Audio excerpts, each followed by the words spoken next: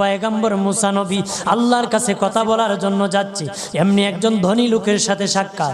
ধনী কয়, মুসা রে, ও মুসা, আমার এত ধন হিসাব রাখতে পারি না, আল্লাহরে জিগাইবানি কি করলে আমার ধন কমবে? মুসা নবী কয়, ঠিক আছে জিগাইব।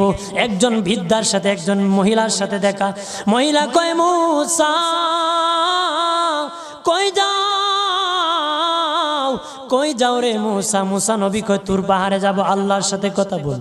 মুসা রে, আল্লাহরে জিগাইবানি, আমি গরিব মানুষ, আমি ভালো কিছু কিনতে পারি না, ছেলে মেয়েকে ভালো কিছু খাওয়াইতে পারি না, ভাঙ্গা ঘর, এত গরিব, ভালো করে ঘর বানাইতে পারি না, আল্লাহরে জিগাইবানি কি করলে আমার উন্নতি হবে, ধনী হব, টাকা পয়সা হবে, আল্লাহরে জিগাইবানি।